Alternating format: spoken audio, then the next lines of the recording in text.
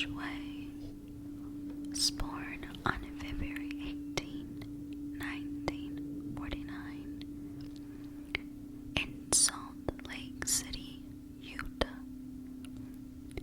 the second son of Mary and Thomas Ridgway's 3 sons. His home life was somewhat troubled. Relatives have described his mother as domineering and have said that, while young, he witnessed more than one violent argument between his parents. His father was a bus driver who would often complain about the presence of sex workers. Gary had a bedwetting problem until he was 13, and his mother would wash his genitals after every episode. He would later tell defense psychologists that as an adolescent, he had conflicting feelings of anger and sexual attraction towards his mother and fantasized about killing her. Gary was dyslexic and was held back a year in high school. When he was 16, he stabbed a 6-year-old boy who survived the attack. Gary had led the boy into the woods and then stabbed him through the ribs into his liver. His IQ was recorded as being in the low 80s. Gary graduated from Tyree High School in 1969 and married his 19-year-old high school girlfriend, Claudia Gregg. He joined the United States Navy and was sent to Vietnam, where he served on board on a supply ship and saw combat. During his time in the military, Gary had frequent sexual intercourse with sex workers and contracted gonorrhea. Although angered by this, he continued this activity without protection. The marriage ended within a year. When questioned about Gary after his arrest, friends and family described him as friendly but strange. His first 2 marriages resulted in divorce because of infidelities by both partners. His second wife, Marcia Winslow, claimed that he had placed her in a chokehold. He became religious during his second marriage, proselyting door to door, reading the Bible out loud at work and at home, and insisting that his wife follow the strict teachings of their pastor. Gary would also frequently cry after sermons or reading the Bible. Despite his beliefs, Gary continued to solicit the service of sex workers and wanted his wife to participate in sex in public and inappropriate places.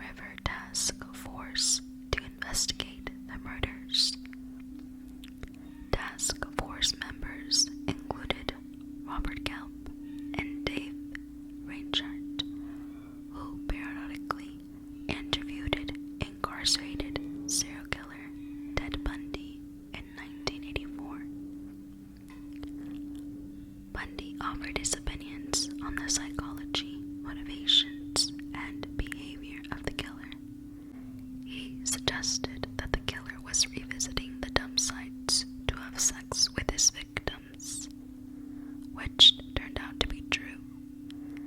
And if police found a fresh grave, they should stake it out and wait for him to come back.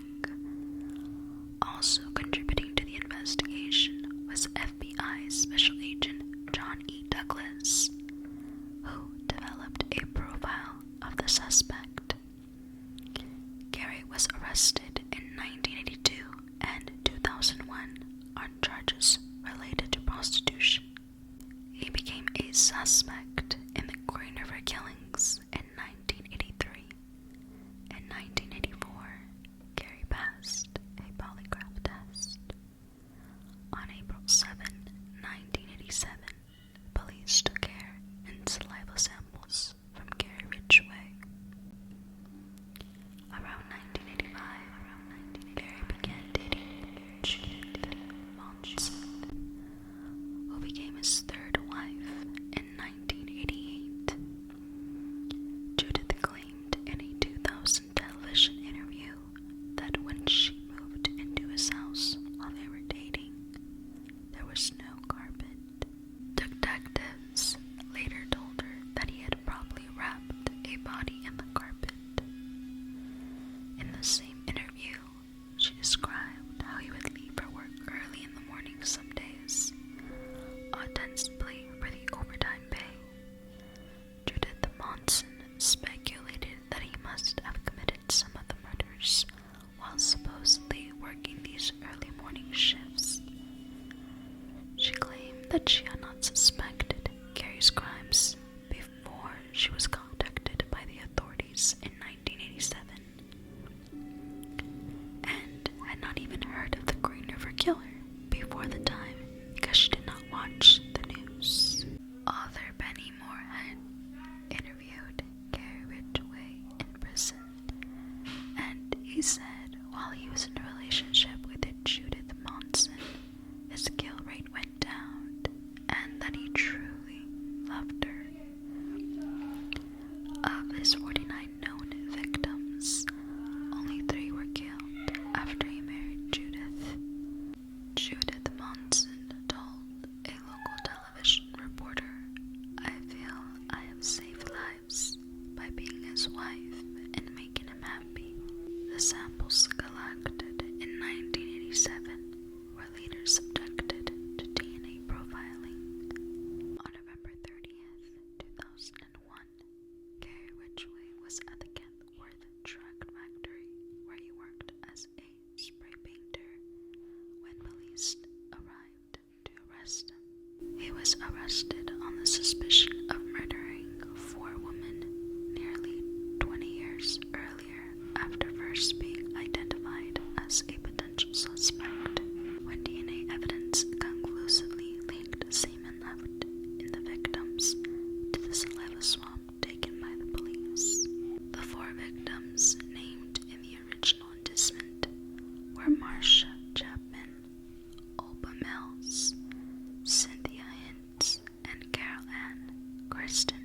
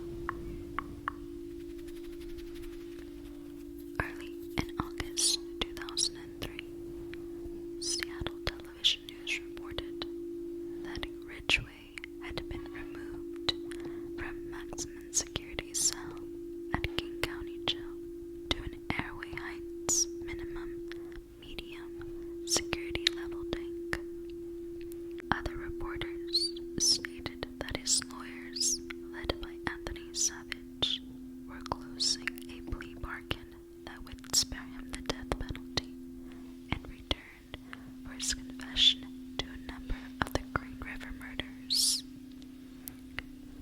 On November 5th, 2003, Gary Ridgway entered a guilty plea to 48 charges of aggravated first-degree murder as part of a plea bargain agreed to in June that would spare him execution in exchange for his cooperation in locating the remains of his victims and providing other details.